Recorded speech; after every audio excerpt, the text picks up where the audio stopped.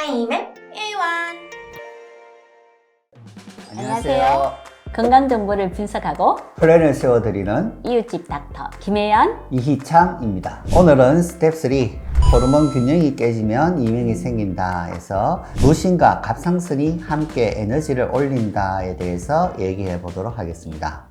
지금 이명의 원인에 대해서 우리 하이맵에서는 오각형으로 그 원인들을 찾아가고 있잖아. 그죠? 그 오각형에서 저희가 지금 호르몬 불균형에 대해서 지금 다루어 보고 있습니다. 우리가 흔히 이야기하는 호르몬 불균형은 대표적인 것이 부신 호르몬을 많이 이야기를 하지만 그 외에 우리가 에너지를 내는 데 관여하는 갑상선 호르몬도 중요한 축을 차지하고 있습니다. 갑상선 호르몬이라고 하면 예. 저희 정신과에서 아주 중요하게 다루는 호르몬 중에 하나입니다. 아, 그래요? 정신과적으로 우울증이 있으신 분들 보면 네. 갑상선 기능 저하증과 연관이 많다. 네. 그래서 우울증 환자에게 갑상선 호르몬을 측정해 보면 기능이 떨어져 있는 경우가 많고, 이 갑상선 호르몬의 변화가 정서적인 면과 굉장히 밀접한 연관성이 있다라고 예. 볼 수 있겠습니다. 예. 그러면 우리가 갑상선 호르몬 저하증과 같이 갑상선에 문제가 있을 때 부신 호르몬하고 어떤 연관이 되어 있을까요? 부신과 갑상선 호르몬은 둘 다 에너지를 내는 호르몬인 거죠. 네. 그런데 차이가 있어요. 부신이 아침에 몸을 부팅시켜주면 또 갑상선이 우리 필요한 에너지를 계속 이제 365일 필요한 양을 모듈레이션을 해주는데 서로 상호 보완하는 기능을 가지고 있다 이렇게 생각을 하고 있는데 둘 중에 하나라도 기능이 떨어지면 다른 호르몬이 사실은 힘을 더 내야 되는 거예요. 그래서 갑상선 호르몬이 이렇게 제대로 작용을 못하고 360을 계속 진행이 된다면 부신 호르몬의 분비를 더 늘리는 상황으로밖에 갈 수가 없거든요. 그러면 또 부신에 피로가 와서 얘가 떨어지게 될 것이고, 이런 갑상선 호르몬의 기능을 떨어지는 상황이 예를 들면 뭐 염증이나 미네랄의 부족, 몸에 산화가 된다든지 이런 상황들이 사실 부신도 같이 떨어뜨리는 상황이 되는 거죠. 그래서 결국은 이런 부신의 문제, 갑상선의 문제가 따로 떨어진 문제가 아니다. 상호 영향을 미치고 또 베이스에 있는 같은 원인을 가지고 있다. 이렇게 이해를 하시면 되겠습니다. 네. 책 내용을 보면 갑상선 약을 10년째 복용하고 있는 선혜 씨 경우에는 어떤 케이스였죠? 이분 같은 경우에 갑상선 기능 저하증이 있어서 이 갑상선 호르몬제를 10년째 드시고 계셨어요. 그래서 혈액상 수치로는 마치 갑상선 기능이 잘 조절되는 것처럼 보였던 거죠.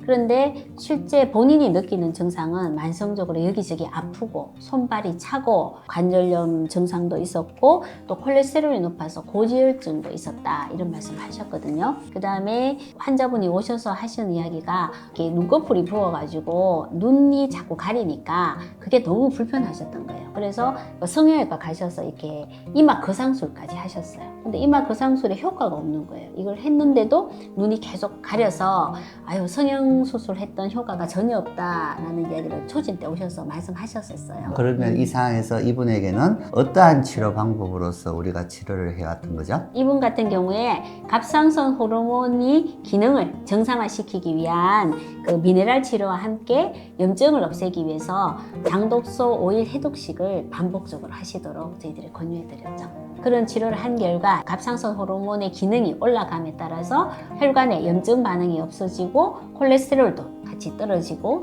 환자분이 느끼던 이명 증상도 많이 완화되는 결과를 가져왔습니다. 그뿐만 아니라 이 환자분이 그 초진 때 아주 심하게 호소하셨던 눈의 부기 때문에 시야가 가리는 불편한 증상도 수술로 해결되지 않던 눈의 부기가 해결이 되셔서 아주 좋아하셨습니다.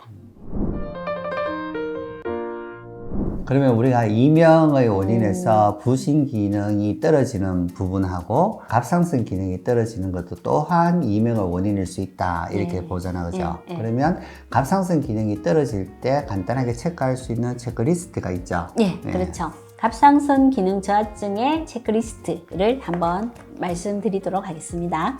이 체크리스트 중에 6개 이상에 해당이 되신다면 갑상선 기능을 정밀하게 체크하기 위한 기능의학 검진이 필요합니다.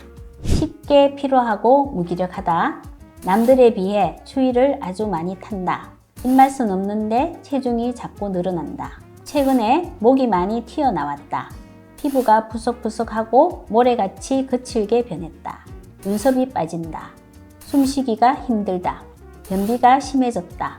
얼굴이나 팔다리가 붓는다. 남들이 말과 동작이 느려졌다고 한다. 혀가 두껍고 커진 느낌이다. 쉰 목소리가 난다. 그러면 김희원 원장님은 여기서 몇 개가 네? 체크되나요? 저요? 저는 5개라서 정밀 진단까지는 필요하지 않은 것 같습니다.